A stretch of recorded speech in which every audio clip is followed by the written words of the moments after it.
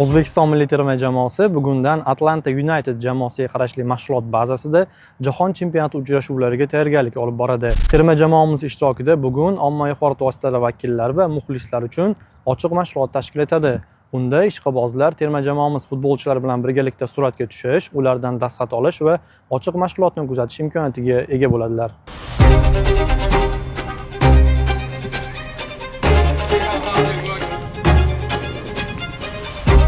Birinchi yig'inda jismoniy tayyorgarlikka ko'proq e'tibor berildi. Bu narsa o'sha sekin ko'rinishda boshladi deb o'ylayman, chunki Niderlandiya bilan o'yinda ham o'sha bola 90 minutga tayyor. Buni ko'rish mumkin. Hozir o'sha bu yoqqa kelganimizdan keyin ko'proq raqiblarni o'rganishga, taktikaga e'tibor beramiz.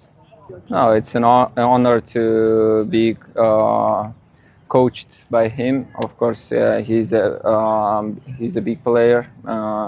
He got the Ballon d'Or and he got the World Cup also, and I think he will bring us more experience and he will teach us more things. Yeah, Jahon chempionatidan oldin baribir hayajon bo'lishi tabiiy, chunki agar hayajon bo'lmasa, bilmadim qanaqa bo'ladi, lekin o'zimga ishonch ortgan. Jahon chempionatiga tayyorman. Bu haqida, jamoamiz haqida ham xuddi shu gapni ayta olaman.